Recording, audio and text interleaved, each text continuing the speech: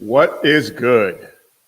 Thank you for joining us here for the Mission Ready Men briefing on the SHR Media Network. Today is Thursday, May 22nd, in the year of our Lord 2025.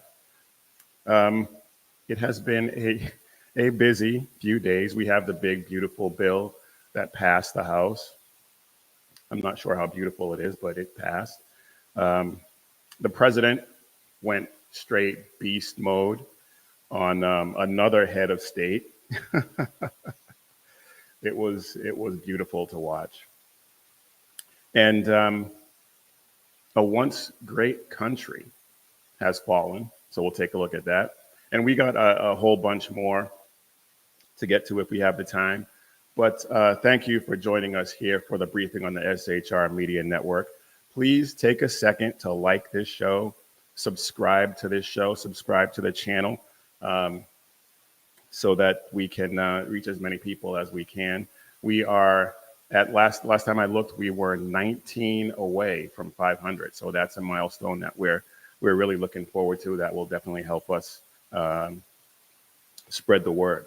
But you can also follow us on all the socials at Mission Ready Men. And for our merch, head over to missionreadymen.com, click Shop 7 Armors, and check out all the great designs we have over there. All right, y'all, now that business is out of the way, let us get after it. Now, first I want to talk about, I just want to mention, we had two young Jewish people gunned down in DC. And it is a tragedy. And the suspect who waited there for the authorities to arrest him was chanting, Palestine will be free. I mean, the anti-Semitic direction that we're going is terrible. It's terrible. I don't have any details on this incident. I'm sure we will get into it as the day goes on, and we'll probably talk about it on the next show. But so I just wanted to mention that, and our thoughts and prayers are with the families of the victims, and we pray that the person who did this gets the justice that he deserves. And also the big, beautiful bill, I'm not sure how beautiful it is, but it passed this morning by one vote. We had a couple of Republicans voting with Democrats and one voting present. So it passed. It's going to go to the Senate. I am of the thought that these ridiculous 1,000-page bills, just that should not happen. Bills need to be at most for a complicated issue, 3 pages. At most. Bills should be routinely 1 or 2 pages. A single issue bill that gets voted on, passed, and signed into law. But these monstrosities are just ridiculous. And I know that's what Trump wanted. I am not a fan of it, but at the same time,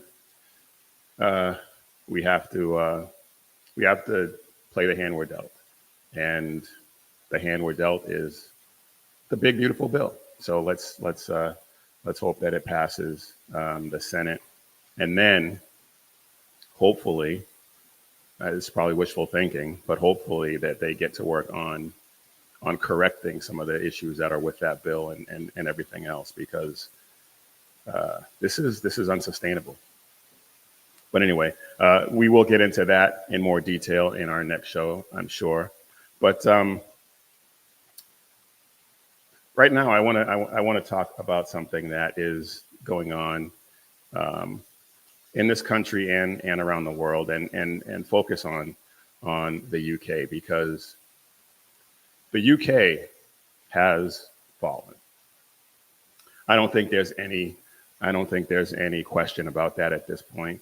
The UK was once the cradle of, global Christianity, and now they arrest preachers for quoting the Bible and ignore the systematic and calculated abuse of young girls, and not only calculate, but they brag about it, and they just let it go in the name of cultural sensitivity.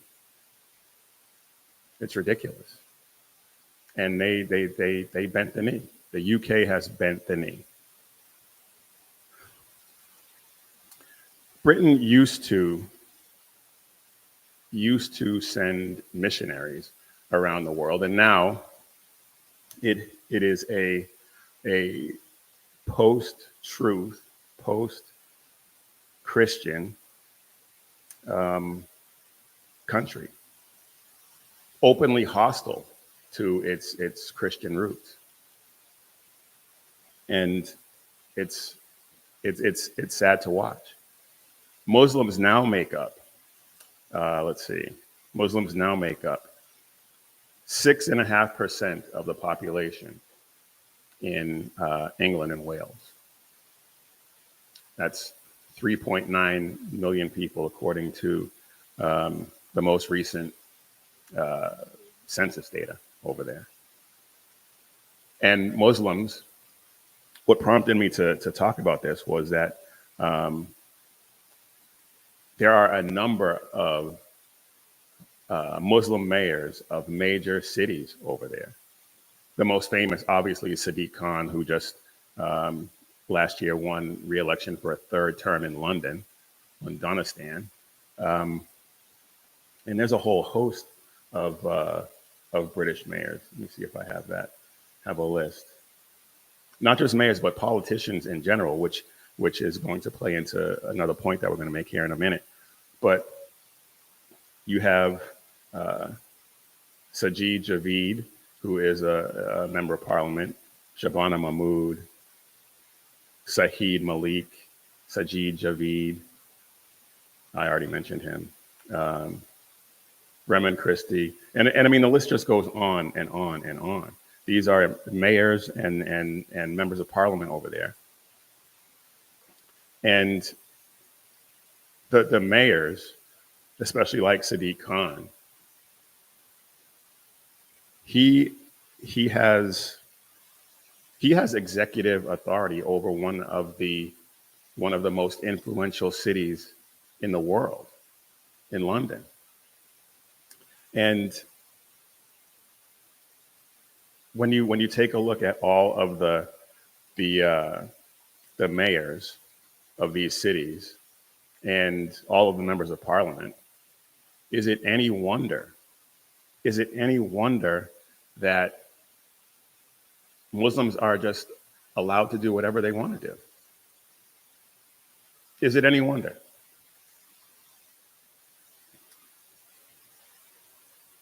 A lot of these cities, and probably the ones that have these Muslim mayors, they've changed their public policy in order to accommodate these customs that these Islamic communities have. It's sad to watch. It's sad to watch. And Muhammad, the name Muhammad, is now over in England it is the most popular male baby name in the UK. They're taking over, and this is their goal. And as I said, the UK just bent the knee. And then we have the grooming scandal that took place, that we covered it a little bit here on this show. Between 1997 and 2013, 1,400 girls were sexually abused by grooming gangs in Rotherham alone, which is one of the cities that just elected a Muslim mayor. And we talked about it before, how the local authorities ignored the complaints, and in one case arrested the victims. I just that's one of the saddest parts about it, is that the victims, these young teenage girls who were being brutally abused by these animals, were themselves arrested because these guys fed them alcohol and got them drunk, and so they were arrested for public drunkenness. Just all backwards and disordered, and it's just it's sad. It's really sad, because it was a total betrayal of the children who were abused by these people. The government's supposed to protect them, and they're protecting their abusers. And then on top of that, to compound the problem, Christians are being arrested for praying. Christian preachers, for proclaiming the word of God, are being arrested for hate speech or something. Public, I think, is one of the charges. They're not doing anything but proclaiming the word of God. But because reasons, Muslims find it offensive.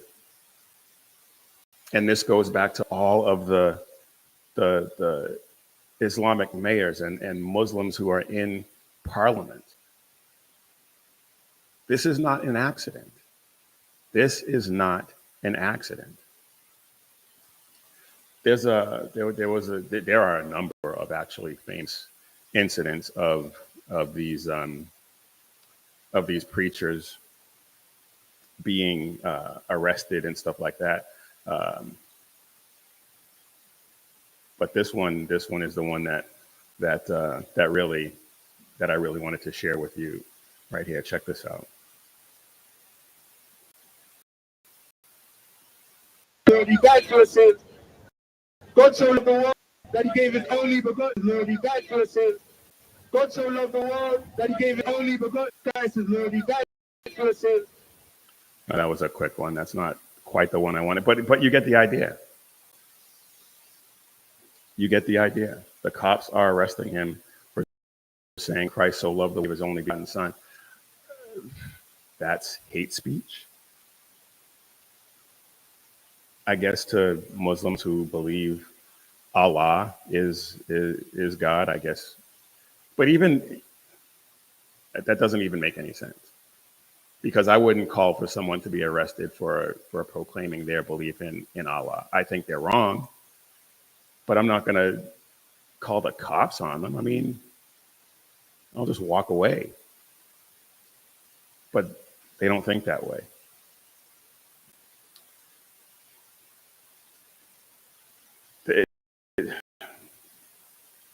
But this is what happens.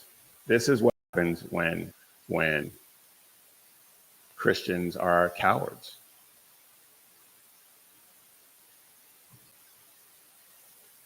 If Christ isn't Lord, someone or something else is going to fill that vacuum. It's that plain and simple. And the UK has bent the knee to Allah. And so Islam has filled that void over there. And unless and until something different happens, it's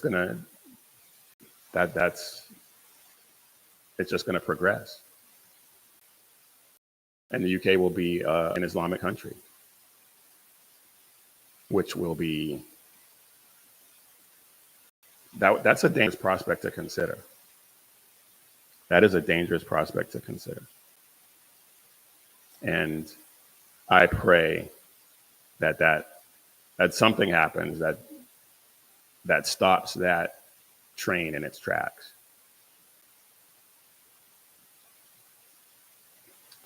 All right. I want to pivot to something else and it's not, it's kind of a parallel thing because it has to do with bending the knee. And it's in this country, we've bent the knee to the gender delusion ideology. And I'm talking about allowing men and women's sports. And they're trying to sell us on the idea that it's about fairness and inclusion and kindness or whatever the case may be. But girls and women are paying the price. Girls are being injured, and then when they speak up before they get injured, or even after in some cases, they're silenced. They're punished in some way. And the people who are in charge are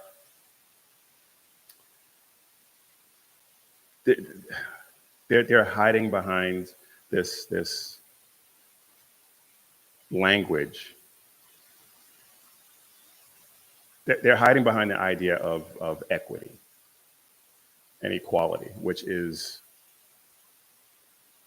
it's actually kind of ironic because by touting this idea of equality and equity, they're stomping all over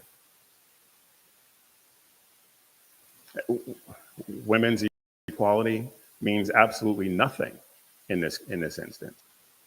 When dudes are allowed to participate in women's sports, it's just erasing women and girls. And of course, the feminists are nowhere to be found. In fact, some feminists are the loudest voices saying that if you just identify, if you say you're a woman, then you're a woman, which is mystifying to me. But there are a few stories I want to talk about. I really want to talk about, and I want to try and get through them as quickly as I can because there is, like I said, there's a ton of other stuff to get to today. But one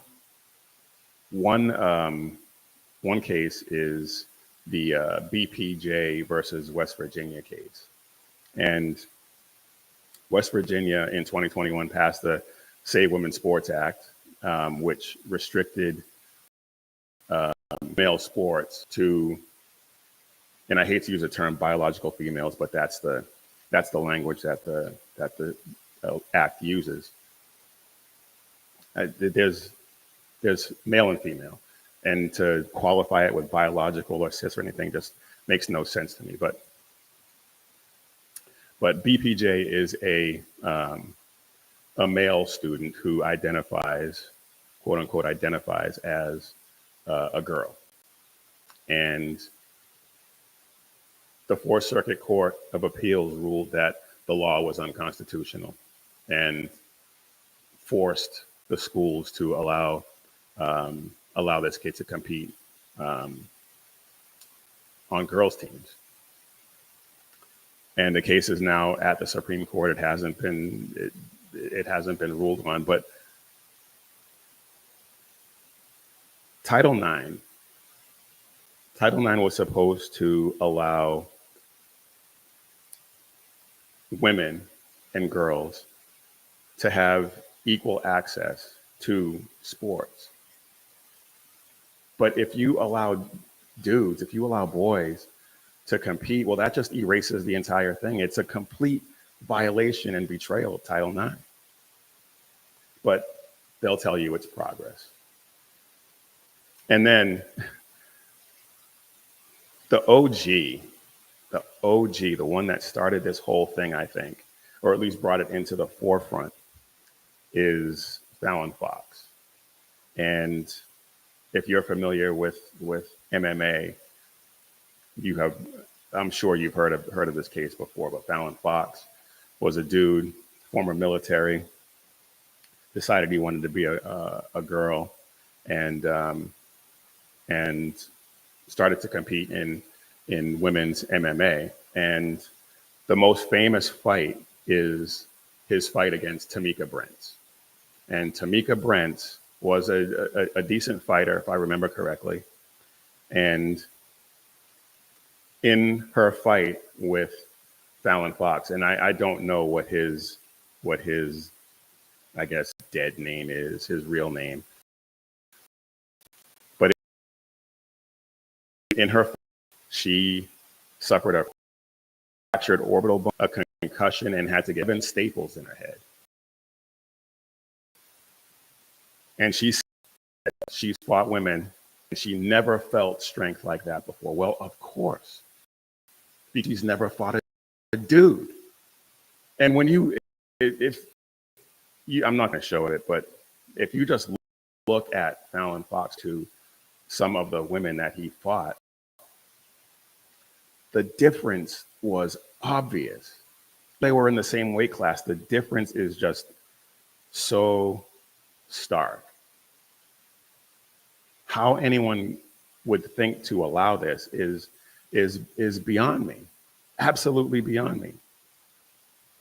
Because there is absolutely no situation where it is okay to have men compete against women, especially in combat sports. Especially in combat sports. It's not acceptable in any context, but normalizing it in combat sports or any type of physical pursuit, track, wrestling, whatever the case may be, is just not acceptable. And it's abuse. It's abuse. Because that fight between Fallon Fox and Tamika Brents, if that were in any other circumstance, he would have been arrested for attempted murder.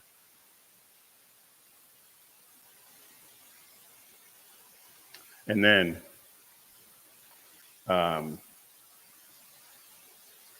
when we talk about high school girls, we have Peyton McNabb. I've talked about her before. Blasted in the face by a dude spiking the ball and has never been the same. Is still suffering. This was a few years ago now, and is still suffering from the effects of that hit. Partial paralysis, memory loss, a concussion. Just in fact, I don't know if she's recovered from this, but she had lost vision in one of her eyes as a result of that. That's just ridiculous. And I don't understand how anyone thinks this is okay. And you had the girls, the girls basketball team was forced to forfeit up in Massachusetts.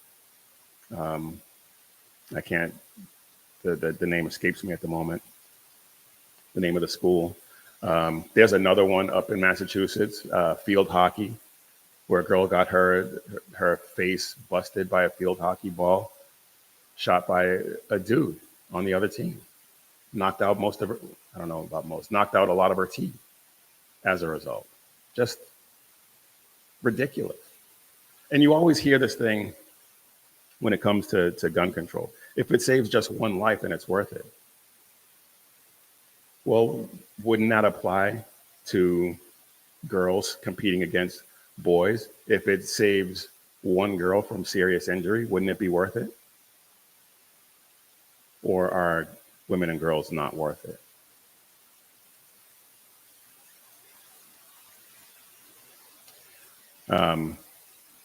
Another story is the San Diego State volleyball team. Blair Fleming, a dude pretending to be a girl from San Jose State, injured an opposing player with a spike. And this was a pretty, I covered this as well, and this was a pretty famous story where other schools just started forfeiting the games against them. And I think that team ended up with the championship just because nobody wanted to play. This is a consequence of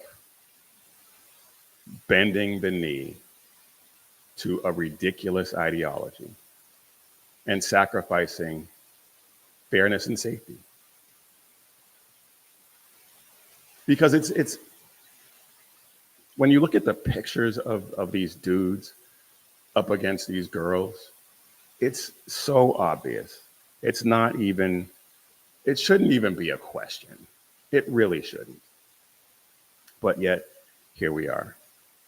And of course, one of the most famous ones, Billy Thomas, 16 swimmers sued the NCAA and UPenn. And I believe they won. But it's just, yeah, they won, and they forced Billy Thomas to forfeit his trophies, and they awarded them to the rightful winners of those meets.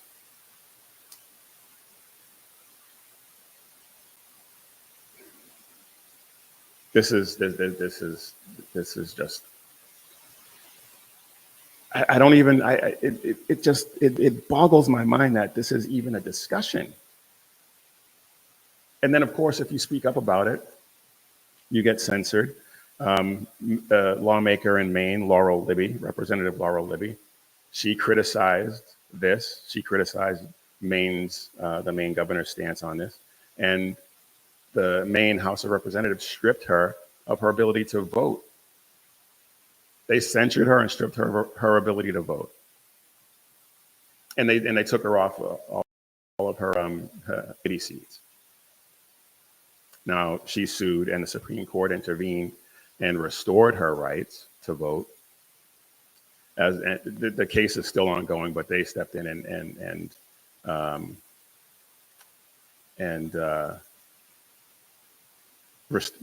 restored her. But it's just mind-blowing that we're even in this situation.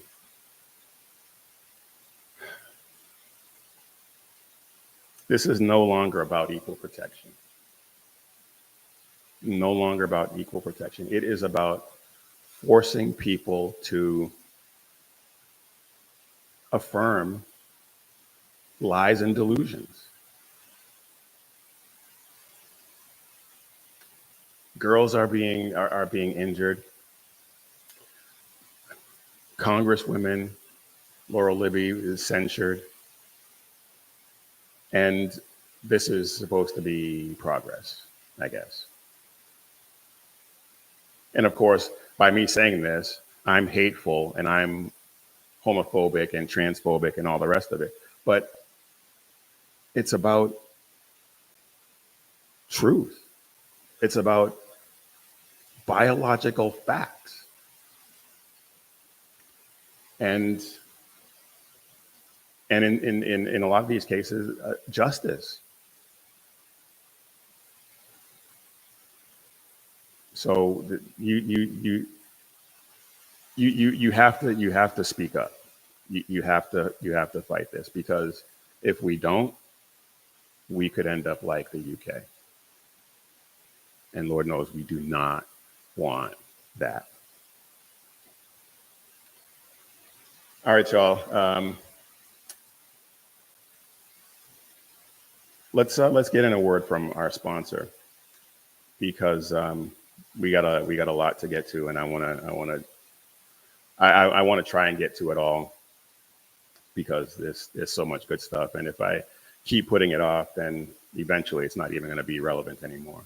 But the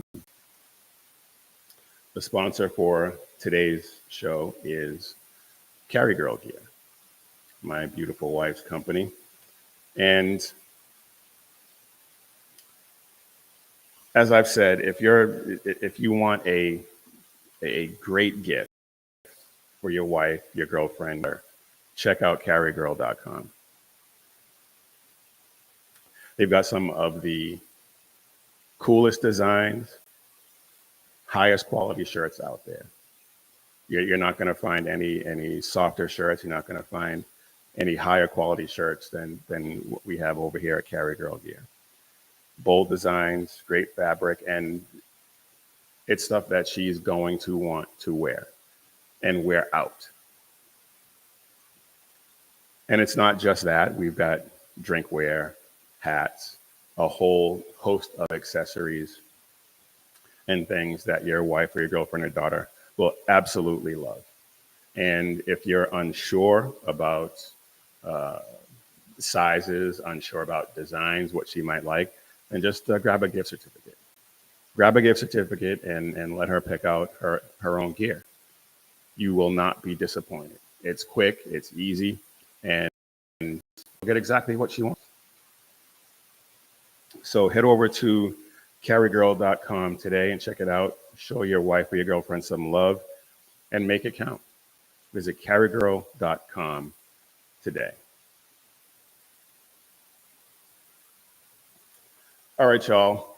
I am Big E, and you are watching or listening to the Mission Ready Man briefing on the SHR Media Network, where you can catch Sackhead Sean with the Edge of Liberty every Monday and Wednesday at 11 p.m. Eastern, 8 p.m. Pacific. The Reaver of Common Sense with Jersey Joe every Monday and Friday at 9 p.m. Eastern, 6 p.m. Pacific, and BZ with the Berserk Bobcat Saloon every Tuesday and Thursday at 11 p.m. Eastern and 8 p.m. Pacific, which means he is going to be on tonight.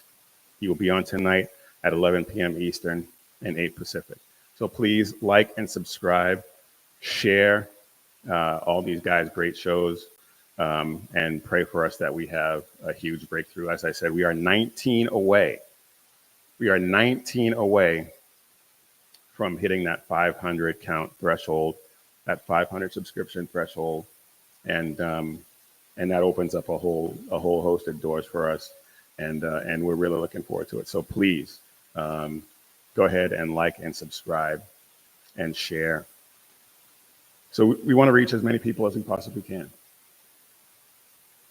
All right, now back to our regularly scheduled programming.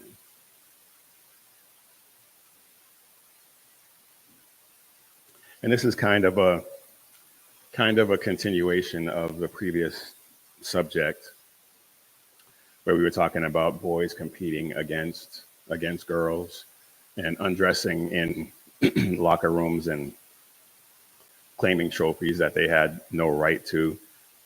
And if anyone objects, people like me, people like you, if anyone objects, then we're istophobic phobophobes. And one of the most important groups of people who will stop this madness are fathers who will say, "Not my daughter." And we reach this point with these ridiculous policies because too many of us have been passively just accepting this nonsense. And we don't have to. We shouldn't. In fact, we're required not to. And there's a biblical basis for it.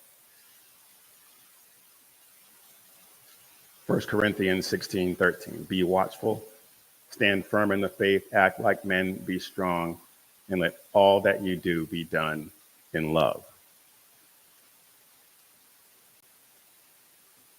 That's a mandate. And then we have Ephesians 6:4. I'm not gonna show it. Fathers are supposed to raise their children in the discipline and instruction of the Lord. I believe the King James Version says fear and admonition, but same thing. And then we have this one, which is one of my favorites when it comes to this subject.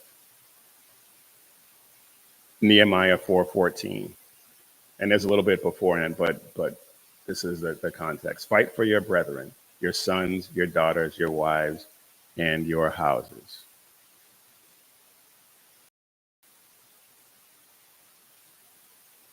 It's not about being loud. It's not about being brash or boisterous. It's about being faithful to God, faithful to the truth, and those over whom you have a responsibility to protect. And too often,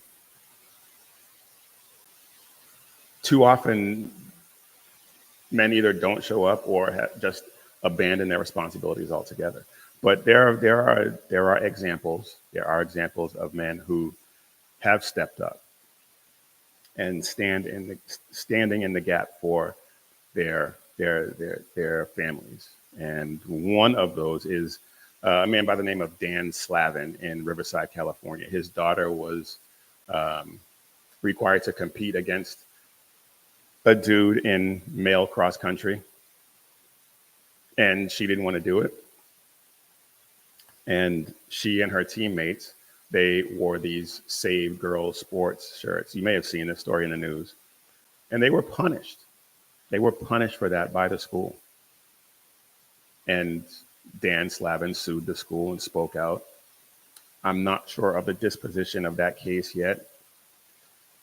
But either way, he stood up. He stood up and said, no. Kyle Fellers and Anthony Foote in Bow, New Hampshire, protested biological, and I don't even like saying that, protested a dude playing girls soccer. And they wore these pink XX wristbands, and they were banned from school property. You probably remember this case too. And that case right now is in federal court. And Loudoun County, Virginia. There's been a few incidents in Loudoun County, Virginia. But this one is about a guy whose son didn't want a biological female, a girl, in the boys' locker. And the school launched a Title IX investigation against him.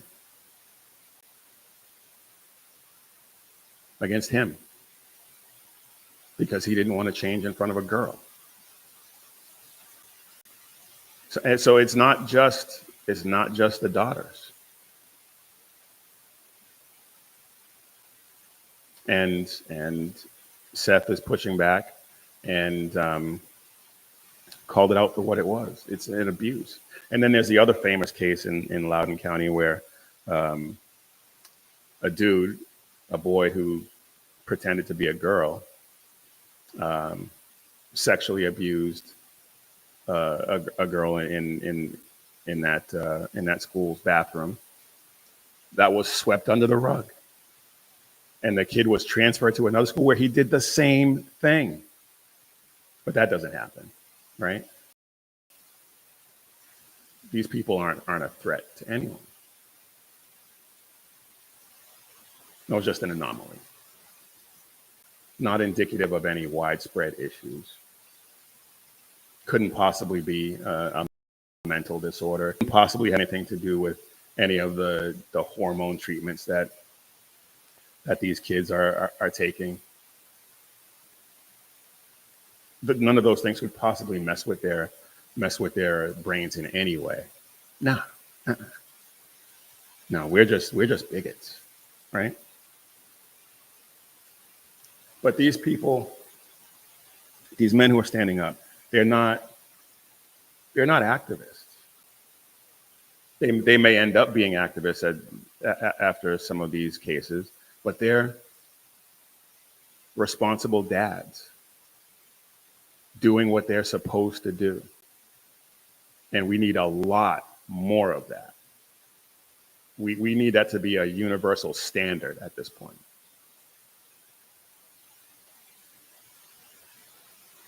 And What happens when men are not doing this? Well, the girls suffer abuse.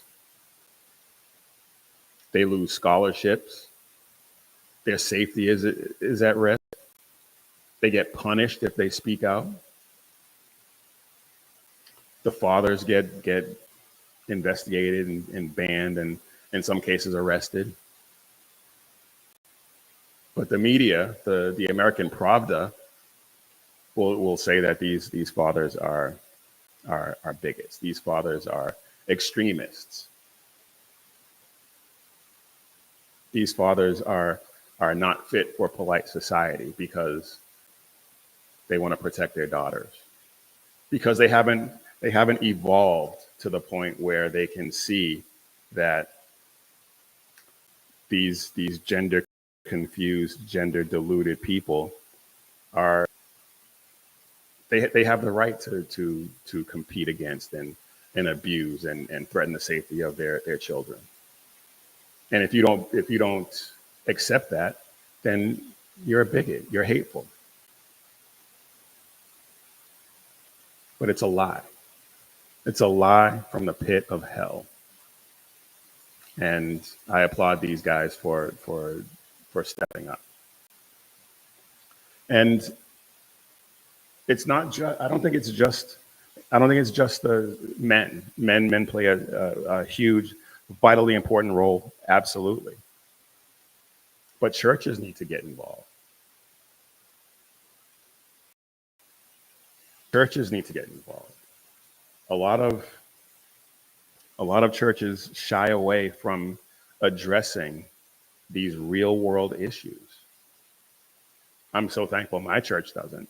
I'm very thankful that they address it. They call it out.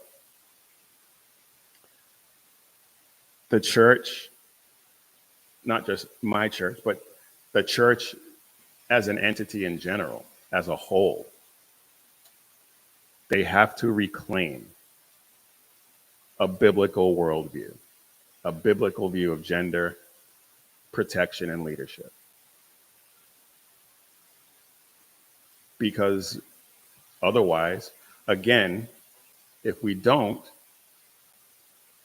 we could end up like the UK. Now, I will admit that the UK, Europe has backed off of this gender ideology nonsense, but it's still there.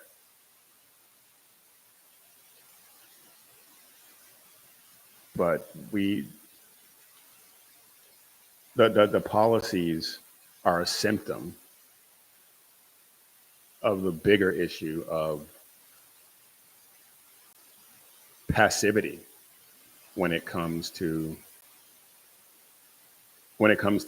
men in particular, Christians in general, sitting by and just letting this happen. Now is the time. Now is the time to speak up, because, and I meant to mention this before when we were talking about the UK. If we don't step up, we're going to be in that same boat. In Florida, they have Muslim groups, and here in Texas too, Muslim groups that are taking over large swaths of land and area, and so it's up to us. It's up to us to not be passive and stand up. It's not hatred. It is absolutely not hatred. It's about order. It's about truth. And if we don't stand up and set things in order and speak the truth, we're going to fall too. All right. I want to pivot to something that's just as serious, but the way it was approached by President Trump was was pretty funny. President Trump met with the South African president Cyril Ramaphosa and pretty much lowered the boom on him, because they're trying to say that there is no genocide taking place in South Africa. And I'm not going to play the clip of him in the Oval Office playing the tape. Most of us paying attention have seen the footage that was in that tape of the Black South Africans calling for the killing the Boer, which is the Dutch descendants of descendants of the Dutch settlers who ended up over there. And he denied it, of course, and all the apologists in the media are saying that there is no such thing as there is no genocide over there.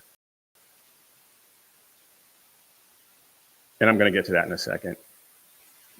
But he denied that there was any targeting of white South Africans in over there. But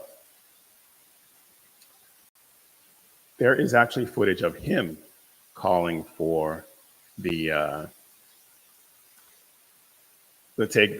seizing of land from the white South Africans. He said that it's not. He signed a law to that effect.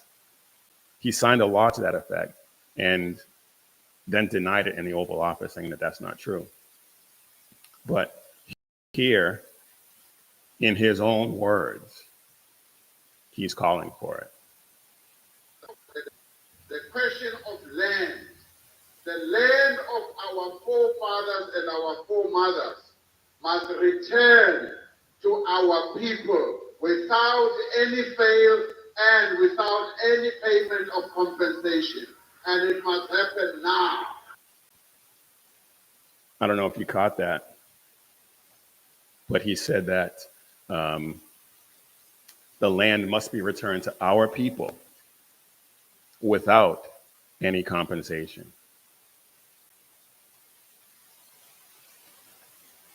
And then he signed the law to that effect, and then denied it. So, I mean,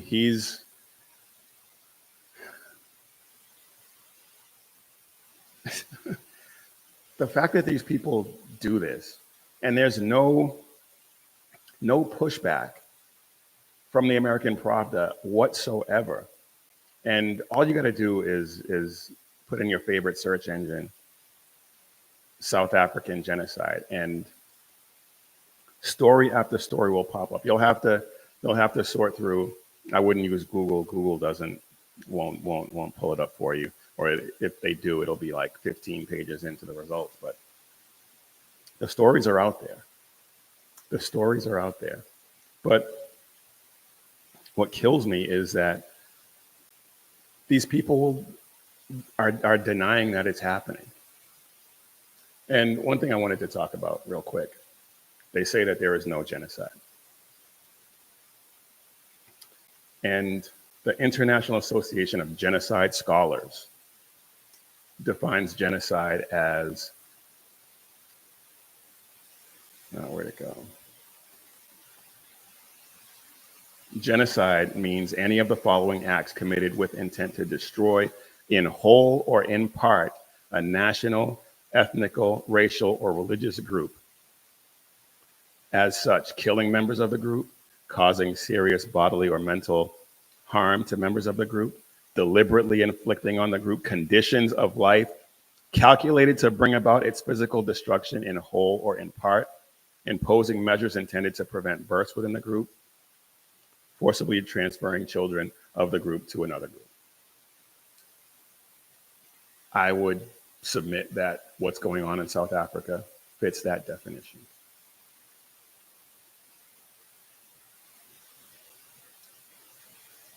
Tell me I'm wrong. Change my mind. But aside from that, um, and I mean, like I said, we've all seen the videos of the crosses and the cars lining up to pay respect to those fallen people. And there's an actual memorial. I just found this out last night. I haven't had a chance to pull up the videos, but there's an actual memorial in South Africa that was paid for by the farmers who are still there. A stone memorial with a plaques, because it's several structures listing all of the victims of homicide, all of the farmers who were victims of homicide, kind of like a Vietnam memorial type thing. And it's huge. It is absolutely huge. So for anyone to say that it's not a side, they're just denying reality. They're denying reality. And so is, of course, CNN. Because right after President Trump's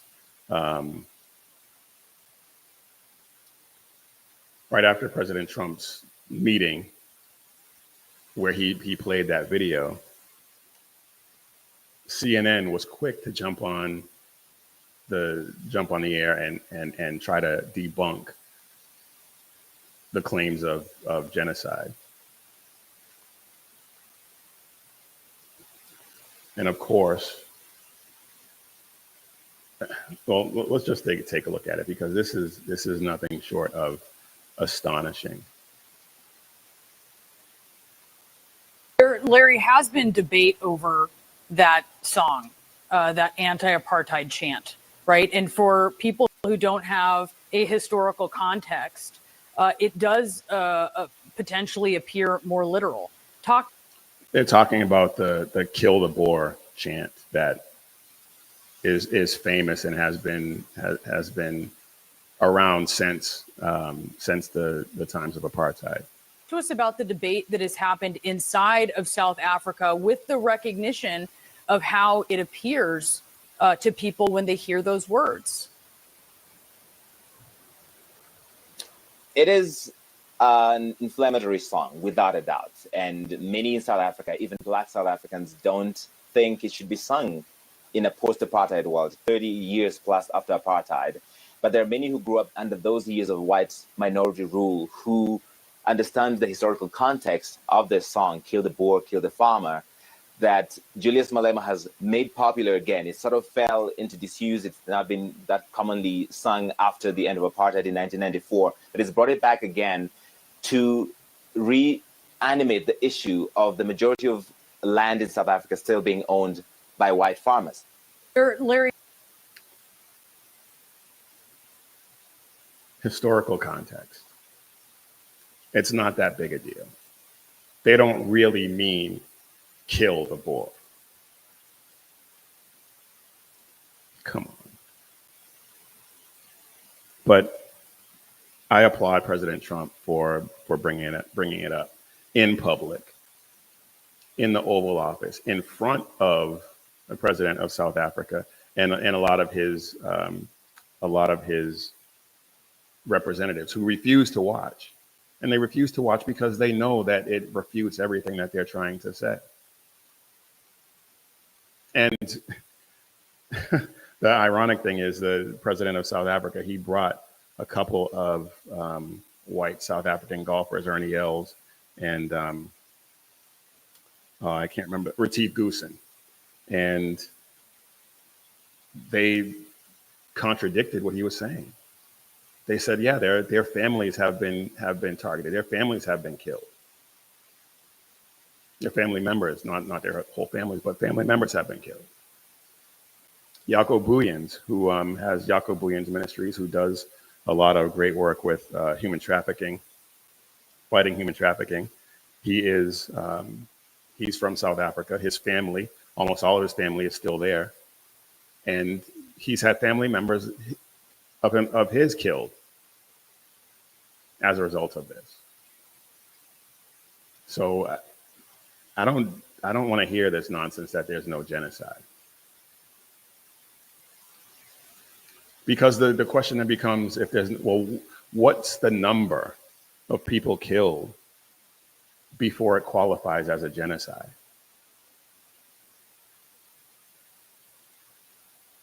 What's the number?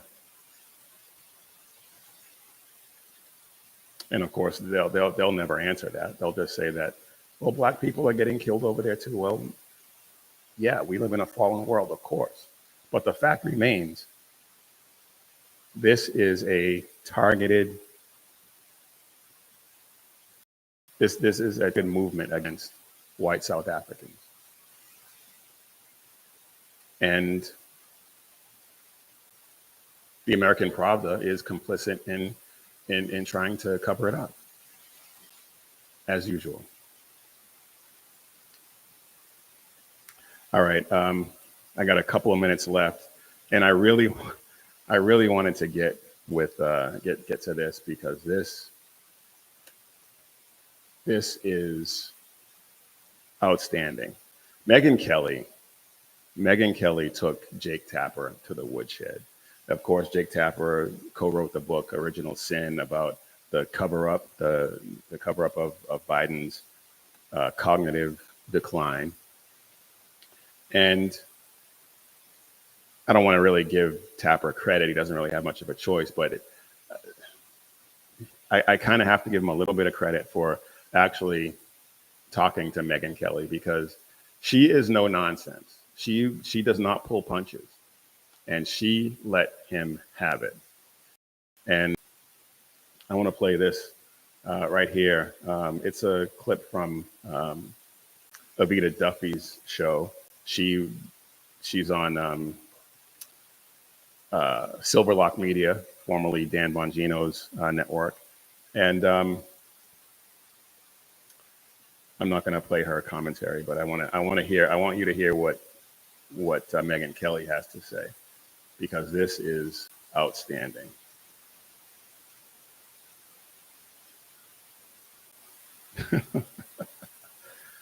Oh, Megyn Kelly, she pulls absolutely no punches. Annie Linsky and Siobhan Hughes did an amazing job in their reporting, and they should be heralded, and I heralded them. I had a show right after.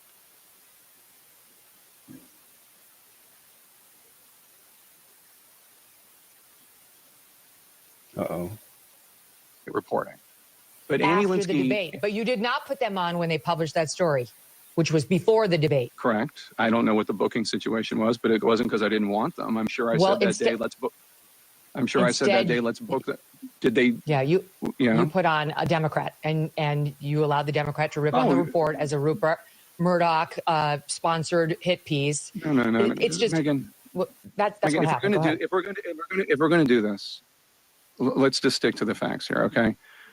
When there is a damaging Jake, report, that's what I've been doing all along. I'm One talking of about. us didn't miss the biggest story of the century when it comes to presidential politics, and one of us did.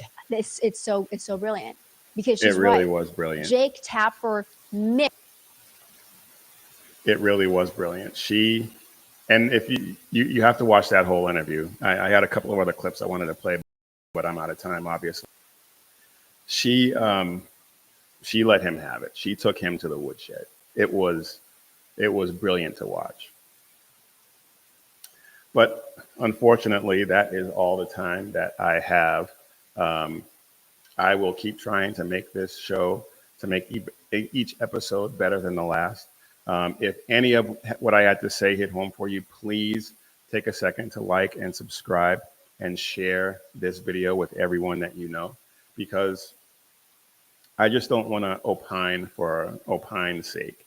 I want to spread the gospel of Jesus Christ and carry the banner of faith, freedom, and hope for our future generations. So if you want some cool gear, head over to missionreadymen.com, click Shop 7 Armors, and check out all the great designs that we have over there, like this one: Christian, straight male, unwoke, unvaxxed, and the list goes on. And as always, when seconds count, the police are only minutes away, but the Lord is right there with you. So keep your tongue up and your head on a swivel. God bless.